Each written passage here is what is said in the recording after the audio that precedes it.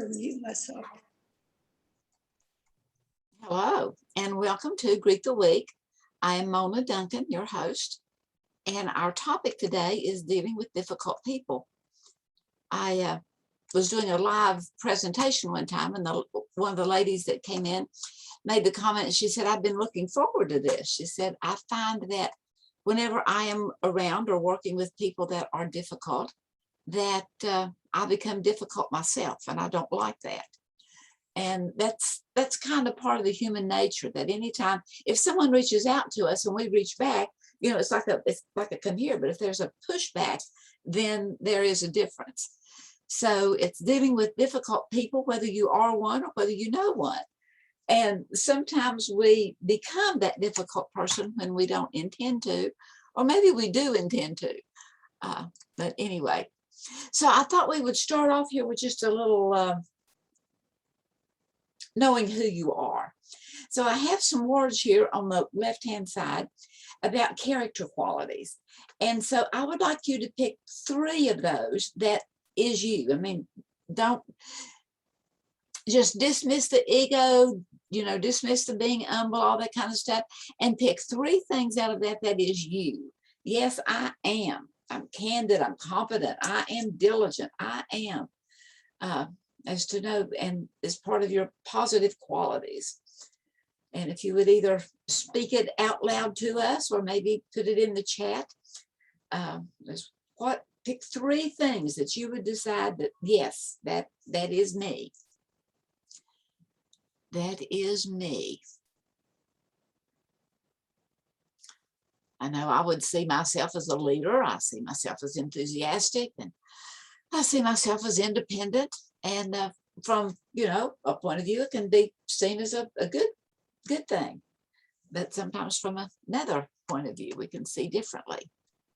So has anyone put anything in the chat, or you want to unmute and speak it out loud? Compassionate, dependable, and diligent. Okay, compassionate, And boring. dependable, and diligent. Yes, yes, yes. Anyone else want to add to it? Okay. Go ahead. Okay. Cooperative, patient, and creative. Cooperative, patient, and creative. All right. Who else? I was going to say assertive, competent, and I forgot what the last one was. So Oh, okay. I'm going to put it back in just a minute. I'm going to take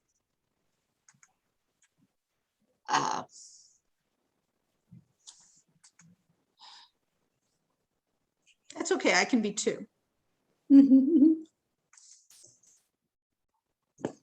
well,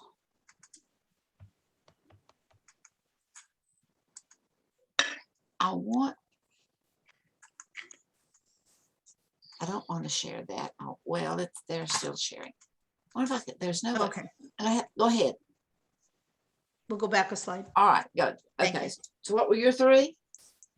I would say assertive, competent, diligent. Assertive, confident, diligent. Anyone else want to add anything?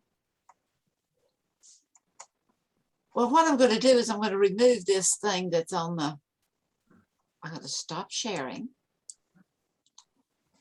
and actually look at my computer.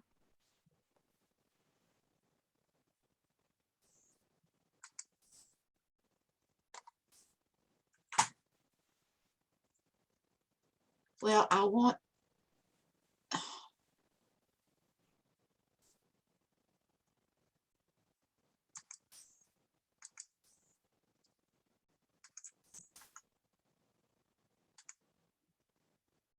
okay, now we'll go back.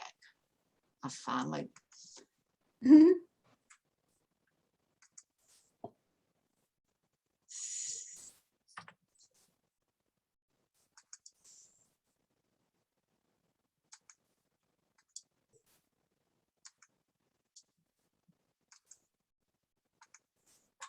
okay. This is what I'm looking at. Oh, okay. So, I thought I had that where it would fly off, but it didn't. I had to actually stop it and take it off. And Oh, once okay. you put it on the full screen slideshow, it won't So what did I say? I said leader. Well, the thing of it is, if we're not real competent, leaders can become bossy, bullies, demanding, and overbearing. I see myself as honest. I can become outspoken, crass, blunt, insensitive, and just plain out tactless. And how that sometimes what really are genuinely our good qualities at times under pressure, especially, can become quite negative. So look at your ones again and then take them across and put them in different colors so that you can kind of take across and see if that resonates with you. Can you see yourself at times becoming that where you think, well, I'm flexible, but you see I'm really becoming kind of wishy-washy and I don't want to make a decision. I'm wanting someone else to make a decision for me. And how that we all have these qualities within us. So we'll go on to look at difficult. Who, me? Certainly not me. That's not me.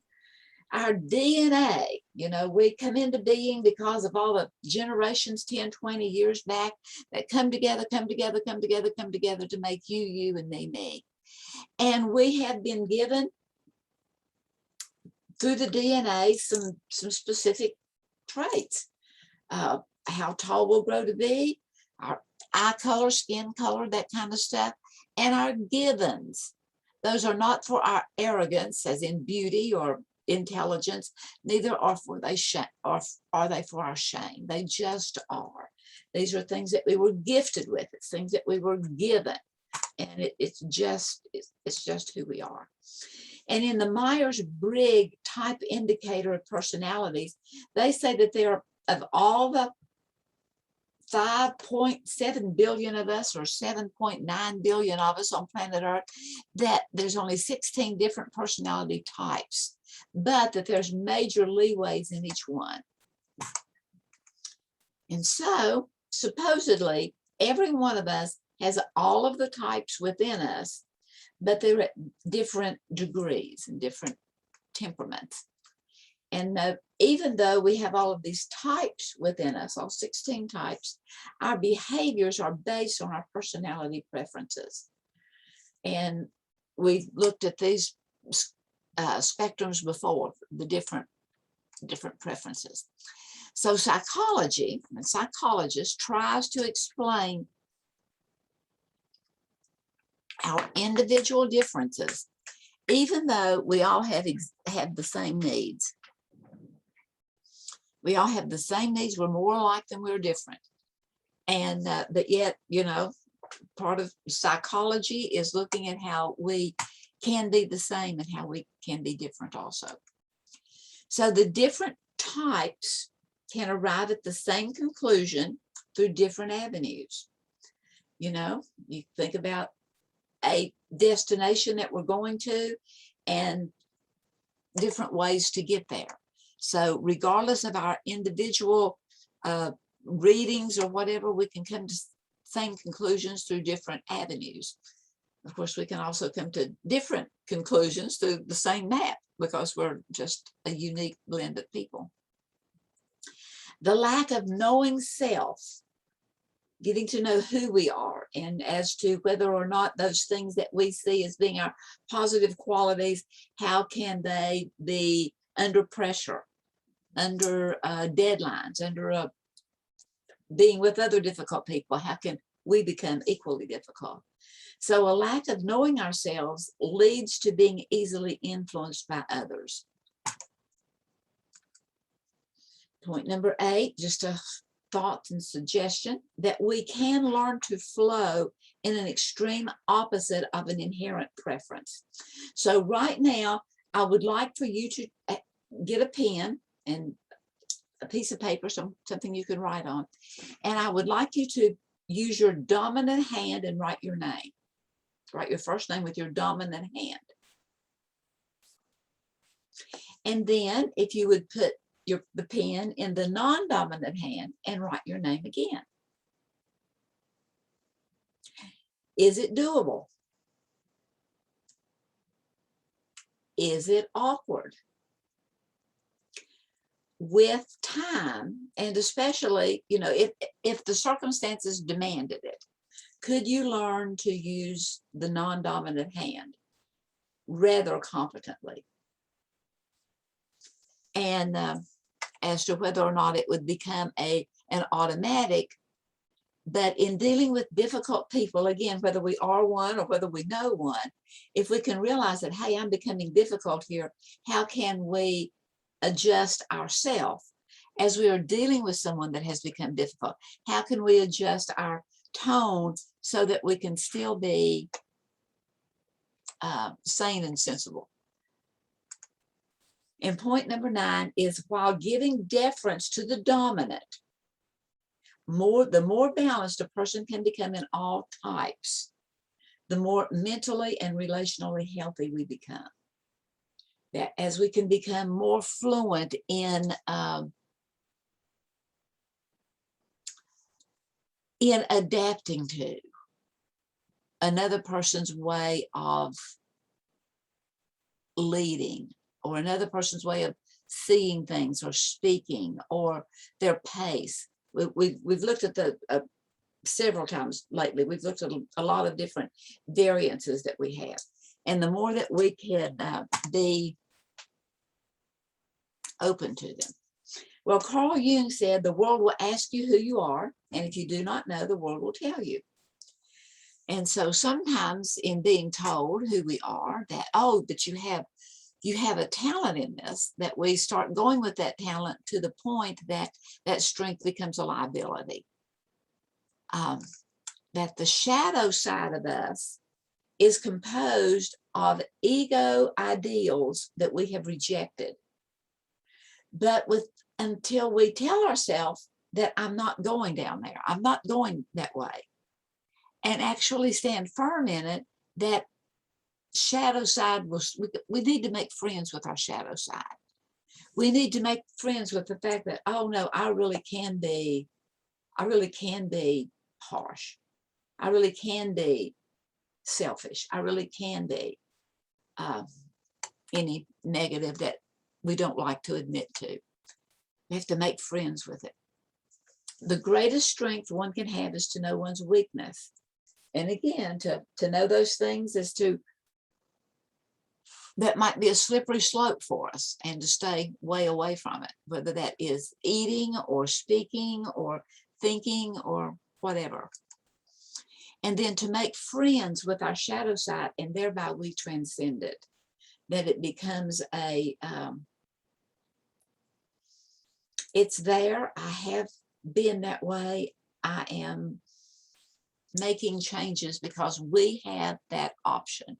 We are free will agents, and we can make decisions that do change what we will do or will not do. And then getting to know oneself seems to be resisted by most people. Now, if the other person would just change, if something else would just change, if I just get a new job, if just all the just things, but it's realizing that regardless, it is how do we handle the situation. One of the things that we looked at one day was, how do we handle the different types of people? Well, here is a little chart that I found years ago, found it in looking through various things, and it was the 4 goals or the payoffs of misbehavior by Rudolf Krikas. And he looked at the 4 things: the behavior of power, the behavior of needing attention, needing power, being revengeful, or just being inadequate. And then he had as the child feels and the parent feels, and then an approach to take. But whether we look at it as a child or whether we look at it as the difficult person feels, and then how maybe we would feel not being the difficult person. But I just want us to look at these. So if the behavior is for attention, and the difficult person is feeling lonely and unloved and egotistical, then we, as the non-difficult person, may feel pressure, annoyed, or out of control. So how, in a kind way, can we give attention? Can we maybe make comment about good behavior? Can we handle that in a mature and kind fashion.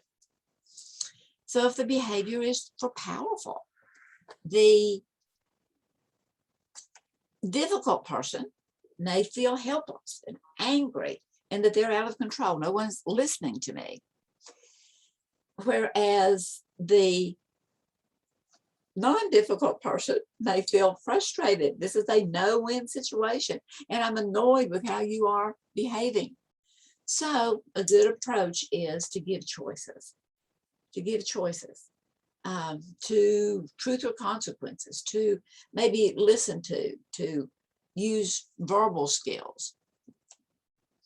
And so if a difficult person becomes revengeful and they're angry and sad and they feel like they're just losing everything and no one's listening, then we, as the non-difficult person, may still feel a little anger and frustration and annoyed. And so what are some ways we can channel that disregard, that revenge, that dislike? Can we channel it wisely? What thoughts can we think? What can we see about the person that would be something good? Because everybody has something good. And then whenever we are behaving inadequately or feeling inadequate, low esteem, depressed, whereas the person that is, we may be tired, as we can encourage and notice small successes. So initially, our stages of being difficult or non-difficult can look a whole lot alike. The song, I don't know the title of it, and I don't know who wrote it, but I know I've heard it before. And I've made my mind up, you're going to be mine. The thing of it is there's a big difference in pursuing someone, in wooing them, in winning their love, in winning their cooperation, in winning their faithfulness, in winning their friendship. And it's a big difference in obsessing and stalking and taking and bullying. And it's always remembering that sometimes we can become the difficult one in difficult circumstances, and being aware of that. And then Marcel Proust said, the real act of discovery consists not in finding new lands, but in seeing with new eyes. So how can we begin to see us and or see the difficult person with new eyes? Well, as we can sit down, lower our voice, take a deep breath, recite a mantra of some so forth. One of my mantras is, everyone has infinite worth and value. And if you can begin to shrug off what that difficult person is doing, acting, saying, etc., and realize, you know what? They're a human being. They really do have worth and value. And then also, the more we're around these difficult people that bring out the difficulty in us, keep an angry calendar to make a little 1, 2, 3 mark. Every time that you become, and then honestly look at it and say, whoa, is this who I want to be? Because we have the ability to change our attitudes. We have the ability to change the way we see things. And then we recognize our disregard buttons.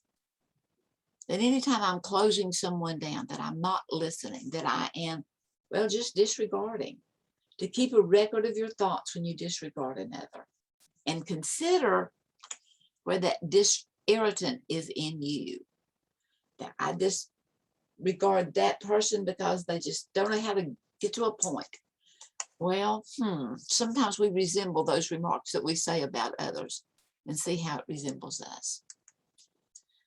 So, difficult people can be dogmatic, and here are some common errors in being in dogma.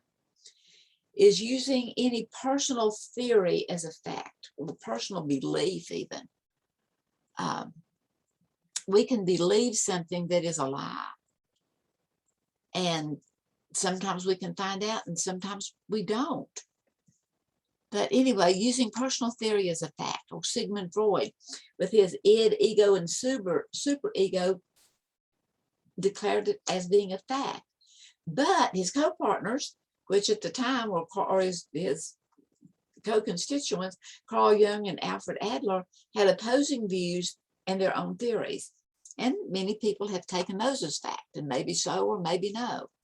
But each person may have some of the truth, but not necessarily does anyone have all of the truth about anything. And it's being open to see. Also, we can be quite difficult when we refuse to acknowledge new discoveries. And although these are two old ones that I'm mentioning, the fact that the world was not flat, thanks to Christopher Columbus not falling off the atmosphere. And then also Galileo and the years and the turmoil and the disregard of realizing that the earth is not the center of the universe. And there's so many new discoveries coming out now that are becoming facts that can be difficult to see any reality to it. Another era in dogma is citing authorities as authority. My mother, father, pastor, teacher, boss says, and so it's so. The thing of it is that truth is truth, whether we believe it or not. And untruth is untruth, whether we believe it or not. And it's looking at and seeing ways that we can see things differently that may give a little bit of peace and acceptance. And then going with the flow. Well, I'll just go with the majority. Can 1 million people be wrong? Well, yes. But just going with the flow and not knowing what you really think or really believe at the moment, and always being open to seeing something different that may prove to be different, but yet a part of the problem. Anyway, so who is my neighbor? This is a little story I ran across years ago I thought was really sweet.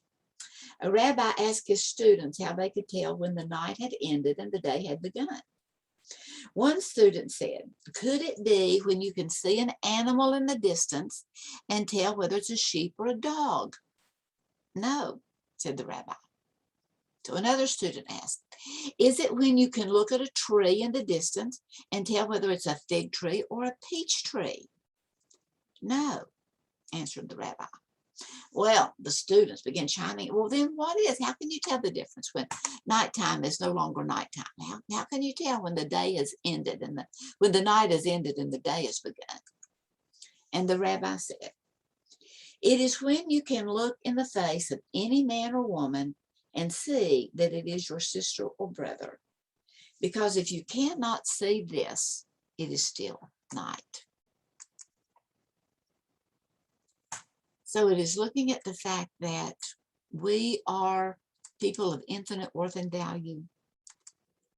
And so are those that we hang around, whether we work with them, whether it's family, born in, married in, regardless of who it is. How that when we see them being difficult, do we have a tendency to push back and become difficult too? And how can we be more aware of that and take some steps for correction? So thanks for being here and good mental health.